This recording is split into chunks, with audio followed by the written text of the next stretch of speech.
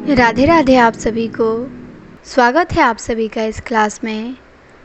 हिंदी साहित्य का दूसरा इतिहास में हम लोग प्रयोगवाद देख रहे थे। प्रयोगवाद में हमने देखा था पिछली क्लास में सक्सेना को, अज्ञेय को, मुक्तिबोध को, रघुवीर सहाय पे हम रुके थे। तो आज की क्लास में हम देखेंगे रघुवीर सहाय को। रघुवीर सहाय का जन्म हुआ था 1929 में और निधन हुआ था 1990 में। अपनी भाषा, कला, सजगता, सामाजिक सरोकार और विशिष्ट अभिव्यंजना प्रणाली के कारण अपनी अलग पहचान बनाते हैं। दूसरा सप्तक और सीढ़ियों पर धूप जो उनका प्रथम काव्य संग्रह है, रघुवीर सहाय का प्रथम काव्य संग्रह सीढ़ियों पर धूप है, ध्यान देना है। सीढ़ियों पर धूप की कविताओं पर रोमान का प्रभाव है, किंतु शेष काव्य संग्रह उनके जैसे आत्महत्या के विरुद्ध है। हंसो हंसो जल्दी हंसो, लोग भूल गए हैं, कुछ पत्ते कुछ चिट्ठियाँ में रोमांस से मुक्त होकर वे नए कला प्रयोगों तथा गंभीर समस्याओं से उलझते हैं। उन्होंने ठीक ही कहा है। उनकी एक पंक्ति है और ये पंक्ति बहुत इम्पॉर्टेंट है कि मैं अपनी एक मूर्ति बनाता हूँ और एक ढहाता हूँ और आप कहते हैं कि कविता की है। देश के स्वतंत्र होते ही हमारे साहित्य का ध्यान गांव की ओर गया। कविता, कहानी, उपन्यास में उसके टटके चित्र खींचे गए जो गुप्त जी के आहा ग्राम्य जीवन भी क्या है कि भावनामयता से भिन्न और अनुभूति परक है। रघुवीर सहाय के गांव अपने गांव मालूम पड़ते हैं। बसंत, पहला पानी, सायंकाल इसके प्रमाण हैं। यहाँ चंचल पग दीप सिखा के धर, बसंत नहीं आता न, चित्र सलभ सी पंख खोलकर घाटी उड़ने उड़ने को होती है। गांव का बसंत सरसों के फूल, फसलों से गदराए तन, गेहूँ गालों और गदराई फसलों में आता है। पहला पानी के टटके अछूते बिंब अन्यत्र नहीं मिलेंगे। दो गोरे गोरे बलगर बैलों की गोई हो गई ठुमुक कर खड़ी पकरिया के नीचे, और संध्या काल आगे आगे गोरू जिनकी चिकनी पीठों पर सांझ बिछल कर चमक रही। सीढ़ियों पर धूप में एक अनाहत जिजीविषा, मध्यम वर्गीय जीवन का दबाव और लोकतंत्र की विडंबनाएं चित्रित हैं। आत्महत्या के विरुद्ध 1967 में प्रकाशित होने पर वे महत्वपूर्ण कवि के रूप में प्रतिष्ठित होते हैं। तो महत्वपूर्ण कवि के रूप में आत्महत्या के विरुद्ध जब प्रकाशन होता है तभी ये प्रतिष्ठित होते हैं। यह संग्रह जीवन में होने वाली आत्महत्याओं के विरुद्ध ही नहीं है, बल्कि साहित्य की हत्या करने वाले विटनिकों और अकवितावादियों के विरुद्ध भी है। वह लोकतंत्र की विडंबनाओं से सीधे साक्षात्कार करता है। ये विडंबनाएं नेहरू युग के बाद की विडंबनाएं हैं। उनमें से कुछ नेहरू युग में ही पैदा हुई थी और कुछ नेफा की पहाड़ियों की ओर से आई थी। लोकतंत्र का बुरा हाल था। कवि ने अपने वक्तव्य में लिखा है कि लोकतंत्र मोटे, बहुत मोटे तौर पे लोकतंत्र ने हमें इंसान की शानदार जिंदगी और कुत्ते की मौत के बीच चाँप लिया है। लोकतंत्र के रक्षक ही उसके भक्षक हो गए हैं। उसका प्रतिनिधित्व मुसद्दीलाल करते हैं। व्यक्तिवाचक संज्ञा के प्रयोग से लोकतंत्र का एक ठोस बिंब उभरता है। इस संज्ञा का प्रयोग राजकमल चौधरी पहले ही कर चुके थे। उनकी देखा देखी धूमिल ने भी इसे अपनाया। मुसद्दीलाल ने नेहरू युग के औजारों की मरी हुई चूड़ियों का इजाफा किया है। बहुत सी समस्याओं के मूल में मुस्तद्दी लोग ही हैं। हर बीमारी का कारण मुस्तद्दी हैं। मुस्तद्दी खुश हैं तो बीमारी भी गायब। आदमी रोज रोज एक दर्जा नीचे होता जाता है। ऐसे लोगों के विरुद्ध बोलने वाले कम हो रहे हैं, लेकिन बोलने से कुछ न कुछ तो होगा ही। कहते हैं रघुवीर सहाय कि कुछ होगा अगर मैं बोलूँगा, न टूटे न टूटे तिलस्म सत्ता का, मेरे अंदर का एक कायर टूटेगा। टूट मेरे मन टूट, एक बार सही तरह टूट।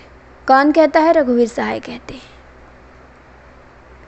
वह कविता में बेमतलब गुर्राने के पक्ष में नहीं है, लेकिन एक सीमा के बाद सिर उठाना ही पड़ता है। प्रार्थना में नमित रह के जरूरत भर जब सिर उठाया तब सुबह हो गई। डाल पे ठहरा हुआ है खींचा फूल गुलाब का। पर व्यक्ति स्वातंत्र भी समष्टि की सापेक्षता में अर्थवान होता है। अपने आप तक सीमित होने पर उसके अंदर के कायर की जगह वह स्वयं टूट जाएगा। इस संग्रह में व्यंग को हथियार के रूप में प्रयोग किया गया है, किंतु उसमें वह धार नहीं है जो निराला और नागार्जुन में है। विषय वस्तु का भी संकोच है। हंसो हंसो जल्दी हंसो, ये रघुवीर सहाय की जो कविता है ये आपातकाल से संबद्ध कविता है। तो पूछता है, तो इसे आपको ध्यान देना है कि हंसो हंसो जल्दी हंसो आपातकाल से संबंधित रचना है। उनके सभी संकलनों में भूमिकाएं हैं। कुछ कहा गया है, सिर उठाया गया है। इस संग्रह में कोई भूमिका नहीं है। कवि मौन है, बोलने की मनाही है। व्यक्ति स्वातंत्र के अभाव में केवल हंसा जा सकता है, क्योंकि हंसी में शब्द नहीं होते। आत्महत्या के विरुद्ध में एक शब्दान्वेषी छात्र मारा गया था। कवि कहता है कि हंसो पर चुटकिलों से बचो, किंतु इससे वह स्वयं नहीं बच पाता। इस हंसी से आपातकाल की त्रासद स्थितियां रचनात्मक स्तर पर नहीं उभरती और व्यंग सपाट बयानी में बदल जाता है। लोग भूल गए हैं 1982 का मूलाधार भी व्यंग और विडंबना है। हंसो हंसो जल्दी हंसो की सपाट बयानी में व्यंग उसी का हिस्सा बन जाता है, इसलिए उसका कला पक्ष सवर नहीं पाता। लोग भूल गए हैं में कवि लिखता है कि जहाँ बहुत कला होगी परिवर्तन नहीं होगा। कौन कहा है? रघुवीर सहाय। कहीं ये ध्यान देना है। पर इस संग्रह में वह कला के प्रति अधिक सचेत है। पहले संग्रहों की अपेक्षा इसमें विषय का विस्तार भी है और व्यंग्यात्मक धार भी है, किंतु बयानों की, वक्तव्यों की भी कमी नहीं है। लोग जो भूल गए हैं रघुवीर सहाय उनकी याद दिलाते हैं। उनकी स्मृति से ही कुछ संभव है। रघुवीर सहाय लिखते हैं, हम उपन्यास में बात मानव की करेंगे और कभी बता नहीं पाएंगे। सूखी टांगे घसीट कर खंभे के पास में आके बैठे हुए लड़कों के सामने तसले का अर्थ। मानव की बात तभी होगी जब तसले का अर्थ सही अर्थ बताया जाए। यहाँ बहुत कला नहीं है, लेकिन कला है, इसीलिए गहन अर्थवत्ता भी है। सीढ़ियों पर धूप की अकवितावादी स्त्री इसी संग्रह में बदल गई है। नवधनाढ़ियों की अपसंस्कृति और प्रगति विरोधी कला चेतना का खूब पर्दाफाश किया गया है, पर एक धनी नफरत वाली कविता बयान हो जाती है और अब बचा महबूबा पर महबूबा था कैसे लिखूं, एक व्याकरणिक चमत्कार या खिलिंदड़ापन में बदल जाता है। रघुवीर सहाय का 5वां काव्य संग्रह है कुछ पत्ते कुछ चिट्ठियाँ, 1989 में आता है। यह लोग भूल गए हैं का अगला चरण है। इसमें कवि का परिचित संसार कुछ व्यापक हो गया है और कला अधिक परिष्कृत और परिपक्व। घुटन के बाहर गद्य कविता में वह लिखता है, मेरा सर्जनात्मक सुख यह जानने में है कि मैं अपने को कहाँ तोड़कर एक नई बस्ती बसाई है, और यदि यह भी कमोबेश देख सकूं कि वह नई सृष्टि मेरी पुरानी बस्ती को उजाड़ कर बनी है तो क्या कहने। इसमें संदेह नहीं कि यह बस्ती पुरानी बस्ती से भिन्न है। इमारतों की डिज़ाइनें नई हैं, उनमें तरह तरह के जाने अनजाने, परिचित अपरिचित, आत्मीय अनात्मीय चेहरे हैं। इन सामाजिक दबाव को रचनात्मकता में बदलता है। रचनात्मकता और आज़ादी पर्याय हैं। समता की लड़ाई और कविता दोनों का संबंध मानवीय उत्कर्ष से है, नए रागात्मक मानवीय संबंधों की तलाश से है, पतन के विकल्प की जागृति से है। लेखक ने स्वयं लिखा है कि यह किताब अधिक संगठित है। सही लिखा है। वह अपने मजमूनों को जब जब पढ़ता है, कुछ पन्ने अपारदर्शी हो जाते हैं। अंग्रेजी की शब्दावली में यही एवेंग्यूटी है। वह पहले ही लिख चुका है। कहीं कहीं नहीं है भ्रांति, वही है सबसे कम काव्य। कविता में वास्तविकता नहीं, उसकी भ्रांति ही तो है। छायावादियों पर, प्रगतिवादियों पर, आत्महत्या के विरुद्ध में वह टिप्पणी कर चुका है। रघुवीर सहाय कहते हैं, और ये बहुत फेमस इनकी पंक्ति है, बहुत फेमस है, याद कर लीजिएगा। कितना अच्छा था छायावादी, एक दुख लेकर वह गान देता था। कितना कुशल था प्रगतिवादी, हर दुख का कारण पहचान लेता था। यद्यपि यह छायावाद प्रगतिवाद का सरलीकरण है, पर इसका ध्वन्यर्थ महत्वपूर्ण है। इस सतर्कता से ही यह संग्रह अधिक संगठित बन पड़ा है। संस्कृति के हत्यारे के अतिरिक्त अध्यापक, मरघट, कैंसर, कविता का नक्शा, फूट, दयावती का कुनबा, अखबार वाला, साइकिल रिक्शा आदि नए हैं। अध्यापक पर किया गया व्यंग सामान्यतः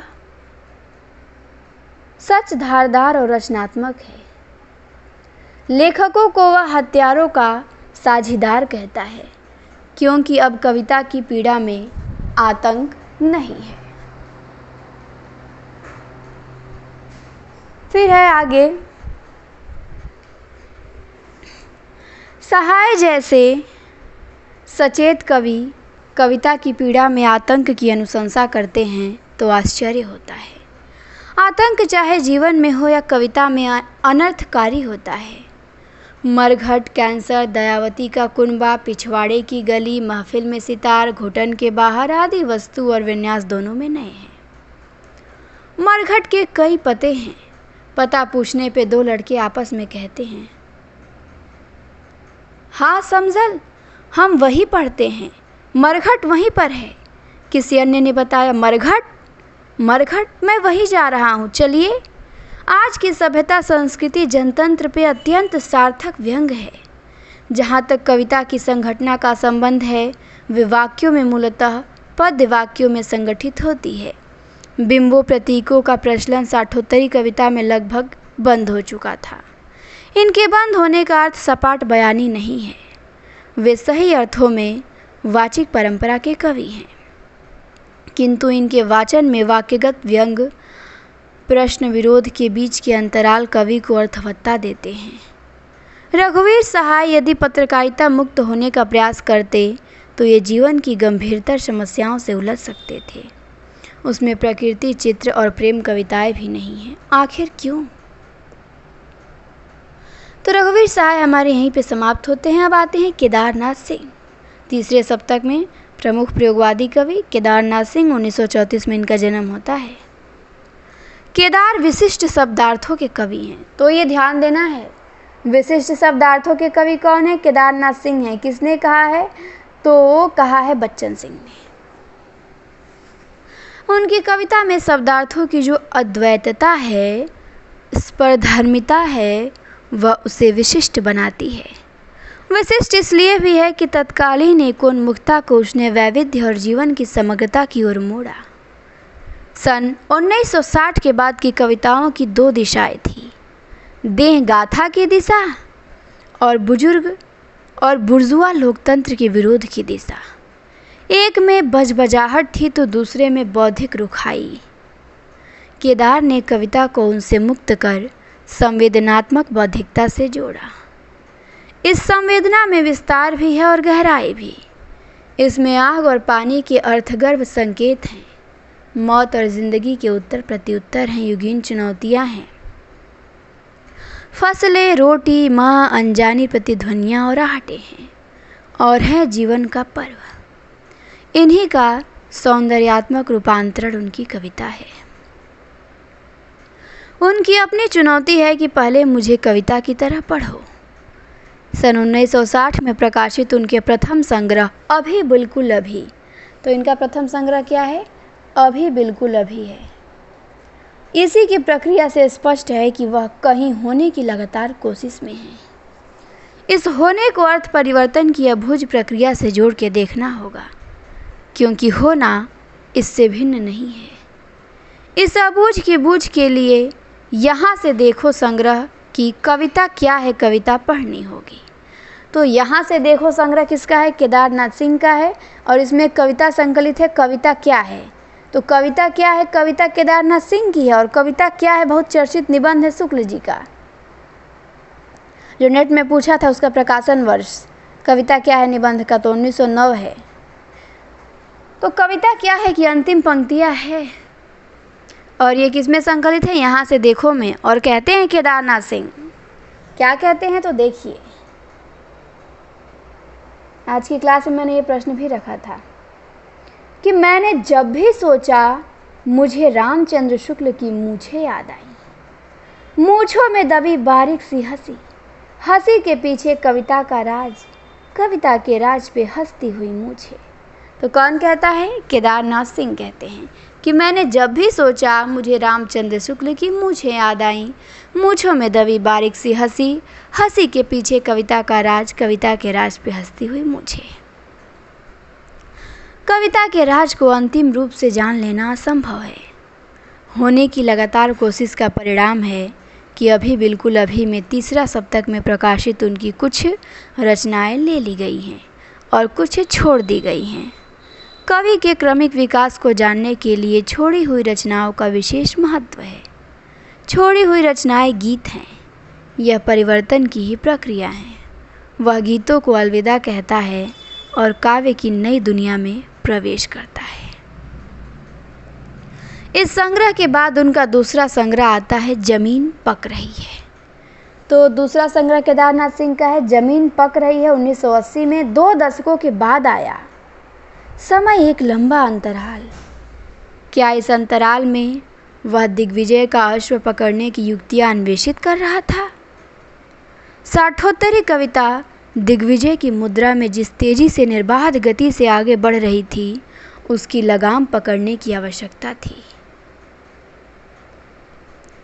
जमीन पक रही है में अश्व की लगाम पकड़ के उसे दूसरी दिशा में घुमा दिया गया है। जमीन की तरह कवि में भी एक प्रकार की परिपक्वता आ गई है। सामाजिक बदलाव का बीज बोने का समय भी आ पहुंचा है। किताब का शीर्षक ठेठ किसानी मुहावरा है। इसे किसानों के बीच से उठा लिया गया है। जमीन पक रही है केदार की कविता में एक बड़े परिवर्तन की सूचक है। अभी बिल्कुल अभी और जमीन पक रही है के अंतर को देखते हुए इसे छलांग कहा जा सकता है। कहा जाता है कि इसमें अमूर्तन बहुत है, पर अमूर्तन कविता का गुण भी होता है। किंतु कहीं कहीं इसमें अमूर्तन बहुत है, किंतु कहीं कहीं इसका अमूर्तन अर्थ ग्रहण करने की अबूझ प्रक्रिया हो जाता है। जैसे खरहो की माद में जमीन नहीं है, आदमी की परछाई एक छोटे से चम्मच में रखी जा सकती है या नहीं, इत्यादि। अमूर्तन की गुणवत्ता पर विचार करने के पूर्व यह देखा जाए कि यह अमूर्तन क्यों। ये कविताएं 7वें 8वें दशक में लिखी गई। उस समय सपाट बयानी के शोर शराबे में कविता गुम होती जा रही थी। जिंदगी की जटिलता को सपाट शैली में अभिव्यक्त नहीं किया जा सकता है। सूर्य, जमीन, रोटी, टमाटर बेचने वाली बुढ़िया, बैल, बढ़ई और चिड़िया। एक प्रेम कविता को पढ़कर धूप में घोड़े पर बहस आदि में चीज़ों को बेतरतीब बिखरा दिया गया है। एक सौंदर्य मूलक योजना के तहत यह वस्तुओं का प्रत्यक्ष निबंधन है या आधुनिक शब्द में प्रत्यक्ष संरचना है। इसके पीछे एक प्रतिभास निबंधन या गहन संरचना होती है। इसके माध्यम से वस्तुओं के रिश्तों और स्पेस में अनुस्यूत अर्थवत्ता की तलाश करनी पड़ती है। सूर्य कविता में रोटी का भूखे आदमी की नींद में गिरना, बच्चे का नुक्कड़ से दूध लाना, तंबाकू के खेतों में उठती चमक और कुल्हाड़ी में प्रत्यक्षतः कोई संबंध नहीं है। ये वस्तुएं हैं, किंतु इनके संबंधों और अंतरालों से बनता हुआ अर्थ इसे राजनीतिक कविता में बदल देता है। शायद ही कोई कविता हो जो अपनी बुनावट में जटिल न हो। बैल कविता को ही ले लीजिए, इसमें एक झीना कथा तत्व भी है। पगडंडी, पेड़, भूसा, चारागाह, जुआ, सींगे आदि से वह कविता को एक मिथक में बदल देता है। आयरिश कवि एड्स भी अपनी कविताओं को मिथक बनाता था। उसकी शानदार सींगे सिर्फ उठी हुई सींगें सूर्यास्त तक चमकती रहती हैं। केवल सिर्फ शब्द अनुपस्थित अर्थ को उपस्थित कर देता है और कविता की बुनावट में भी चमक आ जाती है और बैल का व्यंग्यार्थ भी ध्वनित हो उठता है। एक प्रेम कविता को पढ़ के अपने विन्यास में जितनी मुश्किल है, अपने ध्वन्यर्थ में कवितागत औरत और बाह्य औरत को अलगाती हुई उतनी ही अर्थपूर्ण। यूँ तो केदार की प्रत्येक कविता में अलिखित कुछ अधिक है। दूसरी विचित्रता यह है कि इसमें कवि स्रष्टा भी है और पाठक भी। प्रेम कविता को पढ़कर वह अलिखित पढ़ता है। कवि अपनी रचना में बहुत कुछ छोड़ देता है, जिसे पाठक की रचना धर्मिता भरती है। इसमें बत्तख भी है, साखू भी, पर कविता पढ़ के सिर्फ स्त्री याद रहती है। यह भी एक भ्रांति है।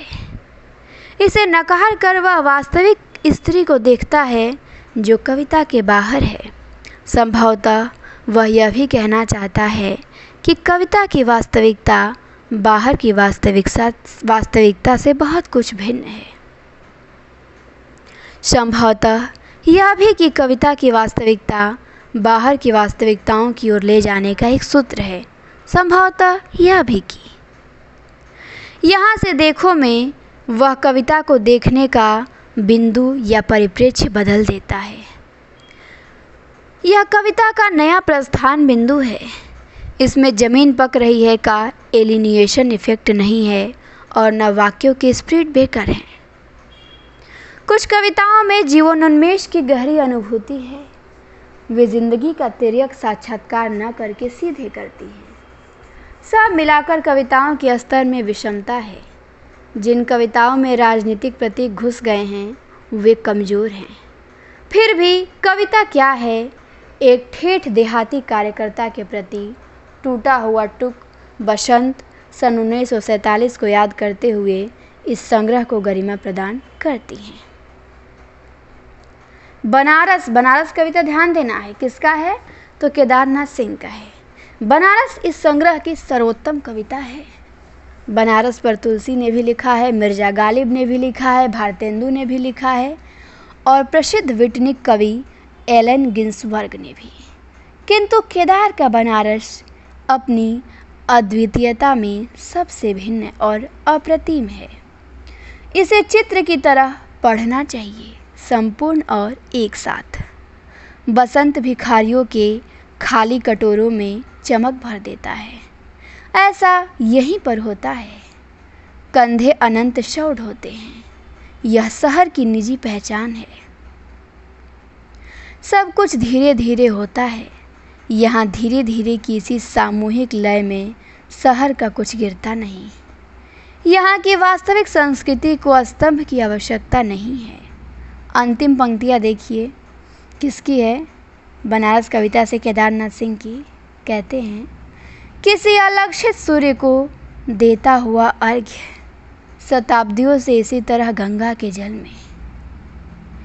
अपनी एक टांग पे खड़ा है यह शहर, अपनी दूसरी टांगों से बेखबर। तो ध्यान देना है, केदारनाथ सिंह कहे हैं।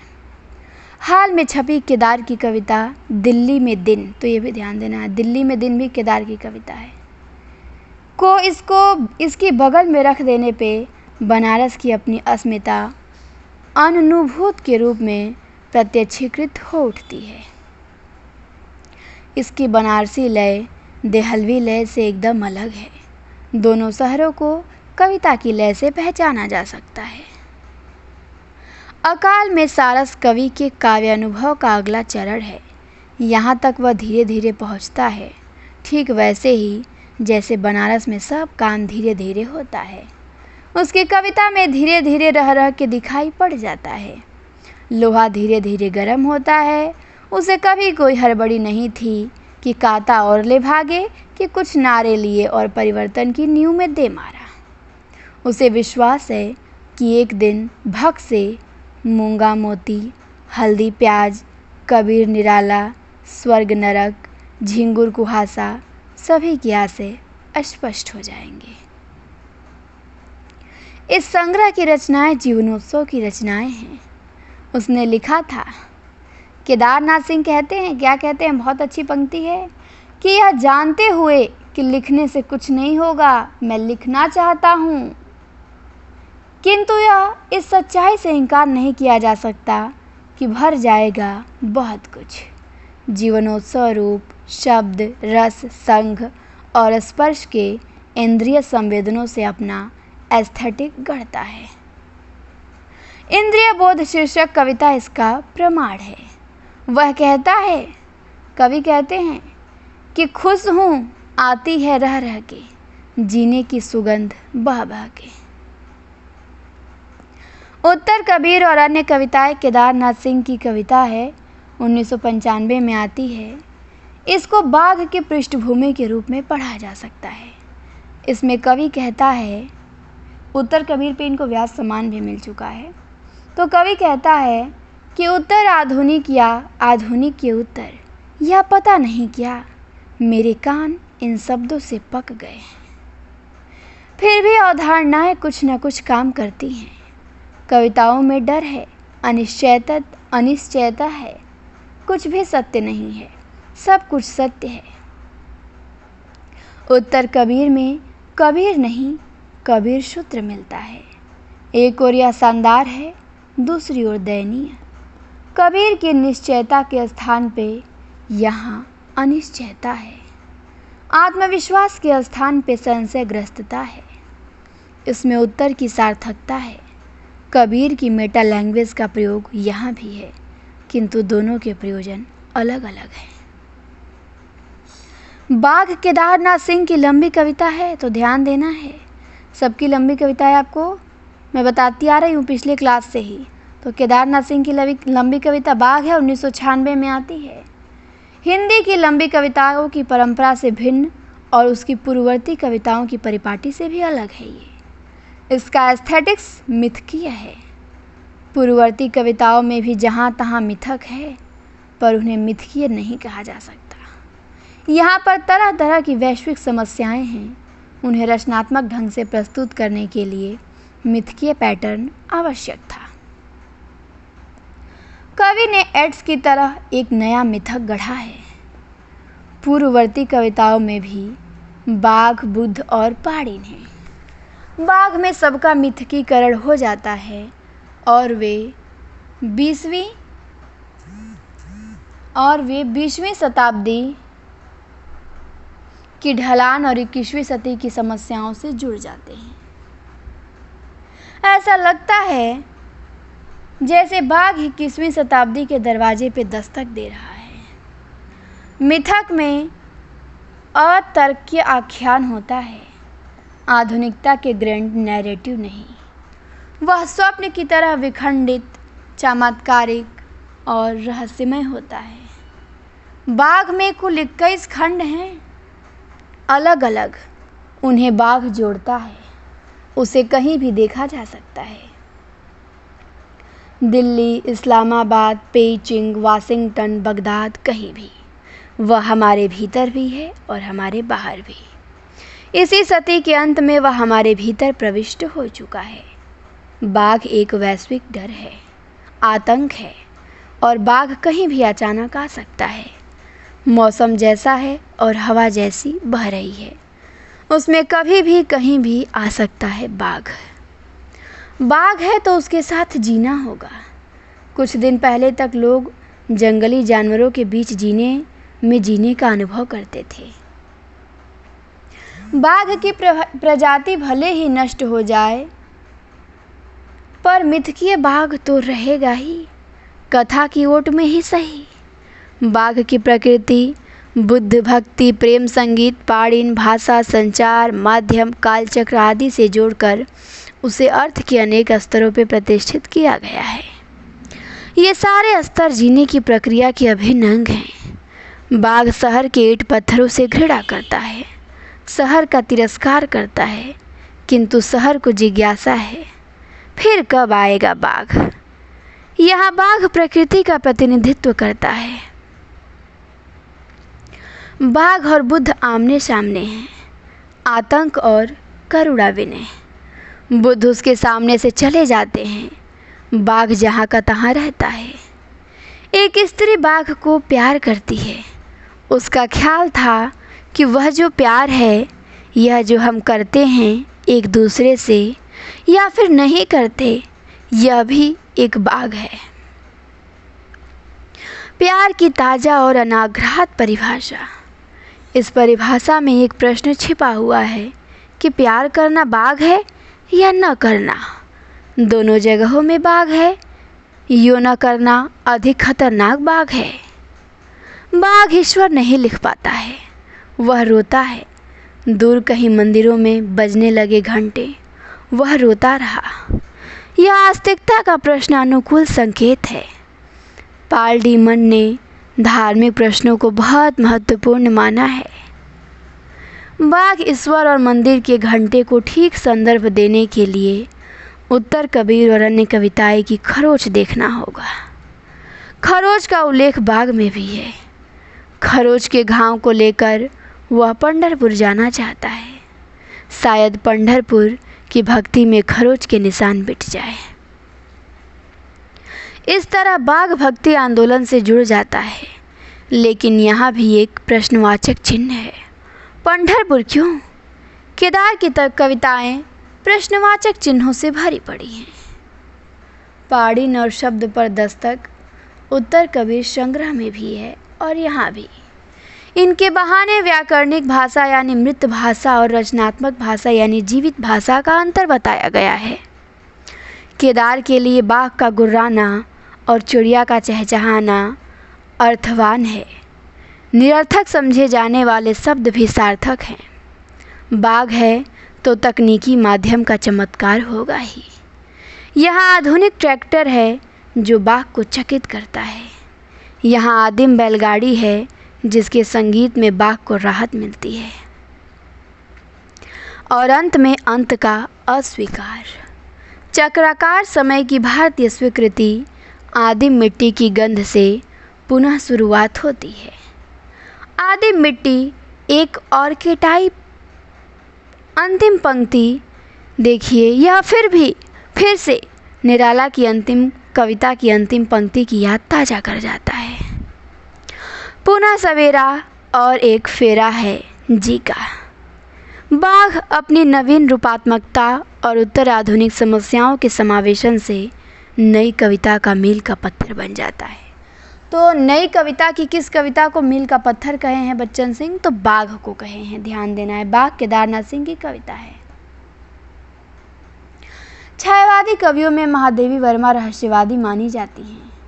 नई कविता के कवियों में विजय देवनारायण शाही माने जाते हैं रहस्यवादी। शाही ब्रह्मांड के रहस्यों को खोजने के लिए व्याकुल दिखाई देते हैं। मछली घर की अधिकांश कविताओं में इसी रहस्य का अन्वेषण है। मछली घर विजय देवनारायण शाही का काव्य संग्रह है और साखी की कविताएं उनसे भिन्न हैं। तो मछली घर साखी विजय देवनारायण शाही की रचनाएं हैं। तो प्रयोगवाद हमारा यहीं पे समाप्त होता है। अब आता है आधुनिकतावाद और नव्य प्रगतिवाद, जिसे जनवाद भी कहते हैं। तो देखते हैं कि ये कितना है। तो एक और क्लास होगी लास्ट और हमारा क्या हो जाएगा? बच्चन सिंह का इतिहास ग्रंथ समाप्त हो जाएगा। बस एक क्लास होगी समाप्त। इसके बाद मैं सोच रही हूँ कि पहले रस और छंद काव्यशास्त्र का कुछ पढ़ा दूँ, वीडियो बना दूँ। सोची तो हूँ कि एक ही वीडियो में पूरा रस रहेगा, फिर एक वीडियो में पूरा छंद रहेगा। अगर हो पाता है तो ऐसा ही करूँगी, क्योंकि फिर जैसे ये टॉपिक है रस छंद ना, तो भूलते रहते हैं बीच बीच में। जब पढ़ो तो याद रहेगा, फिर छंद हैं तो मात्रिक तो नहीं भूलेगा, वर्णिक छंद में भूल जाता है कि अरे कुछ दिन बाद भूल जाएगा। तो वीडियो रहेगा एक जगह रहेगा, तो जब मन करेगा हम सुन लिया करेंगे उसे। कभी खाना बनाते समय रिवीजन कर लिया करेंगे, कभी सफ़र में रिवीजन कर लिया करेंगे। तो इसीलिए वीडियो एक तो ज़रूरी है रस और छंद के ऊपर। और बहुत से लोग हैं जो रस और छंद पढ़े भी नहीं हैं, तो उनके लिए भी ज़रूरी है ताकि वो अच्छे से पढ़ लें। छंद बिल्कुल आसान होता है, कोई कठिन नहीं है छंद, और रस भी बिल्कुल आसान है। तो ये मैं सोची हूँ कि पहले जैसे ख़त्म होगा इन दोनों पे वीडियो बनाऊँगी, फिर उसके बाद देखा जाएगा कि फिर क्या होगा। ठीक, तो आधुनिकतावाद और नव प्रगतिवाद है, इसको 1-2 पेज पढ़ ही लेते हैं। आधुनिकतावाद एक वैश्विक प्रवृत्ति फेनोमेना के रूप में स्वीकार कर लिया गया है। यह भी इतिहास की एक विशेष परिस्थितियों में जन्मा है। अपनी ऐतिहासिक परिस्थितियों के फलस्वरूप विभिन्न भूभागों में इसकी उत्पत्ति का समय भी भिन्न भिन्न है। भारत में इसका प्रवेश सन 1960 के बाद होता है। एक भिन्न ऐतिहासिक परिस्थितियों में जन्म लेने के कारण इसमें पश्चिमी आधुनिकतावाद की गंभीरता, अनेक आयामीयता और तकनीकी पेचो खम नहीं है।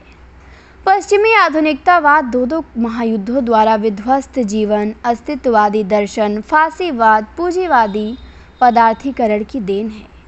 इसके कीटाणु वायरस की तरह दुनिया भर में फैल गए हैं। इसकी तकनीक हिंदी में भी ग्रहण की गई है। इस संदर्भ में पश्चिम की कलात्मक रूप और साहित्यिक उपलब्धियों को देखकर आश्चर्यचकित हो जाना पड़ता है। चित्रकला में पिकासो इसका पूर्ण प्रतिनिधित्व करता है। साहित्य के क्षेत्र में T S. Eliot, James Joyce, Kafka, Beckett, Proust, Rilke, Lorca आदि विश्वविख्यात नाम हैं। अपने देश का सतही आधुनिकतावाद फूहड़ विकृतियाँ लेके आया है। यूं तो प्रयोगवादी काव्य आंदोलन में आधुनिकता के चिन्ह दिखाई पड़ने लगते हैं, विशेष रूप से अज्ञे और शमशेर बहादुर सिंह में, पर उनकी आधुनिकता उधार ली हुई आधुनिकता थी। उसके लिए ऐतिहासिक जमीन भी नहीं थी। वास्तविकता तो यह है कि सन 1964 में हमारी पुरानी दुनिया और मूल्य लगभग समाप्त हो जाते हैं। सन 1962 के चीन भारत युद्ध ने रही सही जनतांत्रिक आशाओं की कमर तोड़ दी। सन 1964 में नेहरू की मृत्यु के साथ बहुत सारी चीज़ें मर जाती हैं। कांग्रेस दल के में दरारें दिखाई देने लगती हैं। समाजवादी दल 2 टुकड़ों में बंट जाता है। इसी वर्ष भारतीय कम्युनिस्ट पार्टी के भी 2 खंड हो जाते हैं। स्थानीयता का जोर बढ़ जाता है। भ्रष्टाचार का घोड़ा बेलगाम सर पर दौड़ने लगता है। इन स्थितियों के बीच राम मनोहर लोहिया की आक्रामकता का मूल्य है, लेकिन है वह भी आधुनिकतावाद की देन। इस निराशा, घुटन, अराजकता और मूल्यहीनता के माहौल में अमेरिकी कवि गिन्सबर्ग में अमेरिकी मूल्यों को लेकर भारतवर्ष आया। इस देश में वर्षों भ्रमण करता रहा। उसका स्थायी निवास बनारस का दशाश्वमेध घाट था। उसके यौनवाद का प्रभाव युवा कवियों पर पड़ा। कुछ नामी गिरामी प्रगतिशील भी थे। उसके चक्कर में फंसे गिन्सबर्ग का हाउल युवा कवियों का धर्मग्रंथ बन गया। इसी समय अस्तित्ववाद की निषेधात्मक विचारधारा अपने पूरे उमंग के साथ आई। यह आकस्मिक नहीं है कि सन 1961 में अज्ञे का प्रसिद्ध अस्तित्ववादी उपन्यास अपने अपने अजनबी छपा। इन सभी स्थितियों का साहित्य पर ऐसा प्रभाव पड़ा कि उपभोक्तावाद और यौन विकृतियों की बजबजाहट हिंदी साहित्य के सिर के ऊपर से बहने लगी। आधुनिकतावाद के तहत एक अकवितावादी आंदोलन चल पड़ा। कुछ दिनों तक अकविता पत्रिका भी प्रकाशित हुई। आधुनिकतावाद का प्रभाव बंगला कविता पर भी पड़ा। हिंदी में इसके पुरोधा राजकमल चौधरी हैं। तो अकविता आंदोलन के पुरोधा कौन हैं? राजकमल चौधरी हैं, ये ध्यान देना है। उनके मुक्ति प्रसंग और कनकावती, ये दोनों इनके क्या हैं? काव्य संग्रह हैं। में वेश्या, बीमार शहर, सड़े गोश्तों वाली औरतों के साथ संभोग के विभत्स चित्र हैं। कैलाश बाजपेयी यज्ञ और वेश्या में कोई फर्क नहीं मानते। जगदीश चतुर्वेदी ने लिखा है इतिहास हंता। जगदीश चतुर्वेदी इतिहास हंता हो गए हैं। सौमित्र मोहन का लुकमान अली इनका काव्य संग्रह है। 1/3 प्रगतिवादी और 2/3 आधुनिकतावादी है, तो ध्यान देना है। आत्महत्या की स्वीकृति तो जगदीश गुप्त, विजय देवनारायण शाही और लक्ष्मीकांत वर्मा में भी है। इसी समय नवगीत का आंदोलन भी चल निकला। यूँ तो हिंदी में गीत लिखने की परंपरा पुरानी है, लेकिन नई कविता आंदोलन के समय सामान्यतः कवियों ने गीत लिखना छोड़ दिया, किंतु नई कविता के वजन पे नवगीत नाम से इसे जिलाए रखने की कोशिश की गई। यह कार्य मुख्य रूप से शंभुनाथ ने किया। शंभुनाथ जी ने अच्छे गीत लिखे हैं। जगदीश गुप्त, ठाकुर प्रसाद सिंह, रविंद्र भ्रमर, रामदर्श मिश्र, श्री कृष्ण तिवारी आदि के गीतों की संख्या भी कम नहीं है, लेकिन नवगीत हिंदी कविता की मुख्य धारा से कभी भी जुड़ नहीं पाया। आधुनिकतावादी दौर के प्रसिद्ध कवि श्रीकांत वर्मा और धूमिल हैं। इसका प्रभाव श्रीकांत वर्मा पे अधिक है और धूमिल पे कम। धूमिल इससे मुक्त होने के लिए प्रयत्नशील दिखाई पड़ते हैं, लेकिन काजल की कोठरी में कैसे हो सयान हो जाए, काजल की एक लिख लागी हैं पे लागी हैं। श्रीकांत वर्मा ने यदि मगध न लिखा होता तो वे पूर्णतः आधुनिकतावादी न होते। तो यहीं पे हम ब्रेक करते हैं। अब इसके आगे हम देखेंगे उनके पूर्ववर्ती काव्य संग्रह, जैसे यहाँ इसके आगे हम लोग देखेंगे धूमिल को और श्रीकांत वर्मा को। ठीक, तो यहाँ तक देखेंगे। अगली क्लास में वो लास्ट क्लास होगी इनके इतिहास ग्रंथ की। 56-57 क्लासों में हमने इतिहास ग्रंथ को समाप्त कर दिया। ठीक था, तो 2 ही महीने में ख़त्म हो गया होता, रेगुलर क्लास चली होती तो, लेकिन बीच बीच में रुक जाया करता था, पर कोई बात नहीं, फाइनली हम लोगों ने इसे समाप्त कर लिया।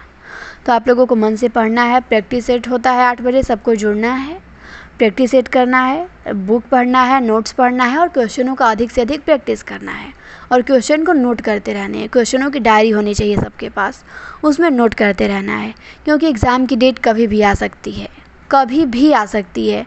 जो निश्चिंत है ना कि अभी नहीं आएगा, अगले साल आएगा, कुछ खबर नहीं है, तो एकदम आप तैयारी में रहिए। 27 में चुनाव है, तो 26 से पहले इस भर्ती को फाइनल करना है और नई भर्ती निकाल के उसे भी फाइनल करना है। तो सरकार चाहे जब करे, जितनी जल्दी करे, डेट आएगा तो समय बहुत कम मिलता है। तो जो फार्म भरे हैं इस बार टीजीटी का, वो तो बिल्कुल सावधान रहे एकदम। ठीक, प्रश्नों पे ध्यान दें, प्रैक्टिस सेट पे ध्यान दें, तो उनको बिल्कुल सावधान रहना है। डेट कभी भी आ सकती है, आएगा, टाइम मिलेगा भाई 2 महीना 3 महीना, खूब हड़बड़ा के आदमी पढ़ेगा तो नौकरी वो लेता है जो पहले से तैयारी किया रहता है, क्योंकि 2-3 महीने की तैयारी में थोड़ी ना किसी को 80,000 तनख्वाह मिलेगा महीना। 80,000 तनख्वाह देती है सरकार, तो उसके पीछे आपकी तैयारी होनी चाहिए। सालों साल की तैयारी है लोगों की। इलाहाबाद में 10-10, 15 साल से लोग बैठे हैं, पर कोई बात नहीं, आप घबराना नहीं है उनसे। हम 1-2 साल पढ़ के उनको पीछे कर सकते हैं और करेंगे। अभी भी हमारे पास समय है, तो मन से पढ़िए और एकदम फोकस रहिए। और एक ही चीज़ पढ़ना है, हिंदी पढ़ना है। टारगेट फिक्स रहे अपना कि टीजीटी की भर्ती अगर आए तो उसमें नौकरी लेना है। जिसने फार्म भरा है उसको इसी भर्ती में नौकरी लेना है। ठीक, 509 सीटें हैं, उसमें से 1 सीट आपकी होनी ही चाहिए, उसे कोई नहीं ले सकता है। फिर अगली भर्ती आएगी तो उसमें जो नए लोग रहेंगे वो फार्म भरेंगे और वो लेंगे। तो ये सब काम 2026 तक हो जाएगा। पुरानी भर्ती फाइनल होकर इसे भी ज्वाइनिंग करानी है और नई भर्ती आके उसे भी ज्वाइनिंग करानी है। 27 में फरवरी में ही चुनाव है, तो चुनाव है तो सरकार को कुछ ना कुछ करना ही पड़ेगा जीतने के लिए। तो सरकार उसीलिए रोकी हुई है। ये वाली भर्ती एग्ज़ाम डेट इसका ला सकती है, इसी साल ला सकती है, और इसका एग्ज़ाम जब करा दे, जनवरी, फरवरी, मार्च जब करा दे, दिसंबर में भी करा सकती है। इसको कराएगी, इसका ज्वाइनिंग कराएगी, फिर नई भर्ती निकालेगी, तो उसको भी तुरंत फिर कराएगी। तो हमें बिल्कुल तैयार रहना है, पढ़ने में कोई लापरवाही नहीं। मैं बच्चन सिंह के इतिहास ग्रंथ से, शुक्ल जी के ग्रंथ से भी क्वेश्चन बनाती हूँ, प्रीवियस ईयर के क्वेश्चन भी करवाती हूँ, कुछ नया नहीं करवाती हूँ, जो पेपर में आएगा वही करवाती हूँ। तो उसी को आपको करना है, तैयार रहना है बिल्कुल। ठीक, तो क्लास अच्छी लगी हो तो लाइक शेयर कमेंट ज़रूर करिएगा। चैनल पे नए हो तो सब्सक्राइब करिएगा, जुड़ जाइए, सभी लोगों को भी जोड़िए, मिलके तैयारी किया जाए। तो क्लास को यहीं पे हम बंद करते हैं।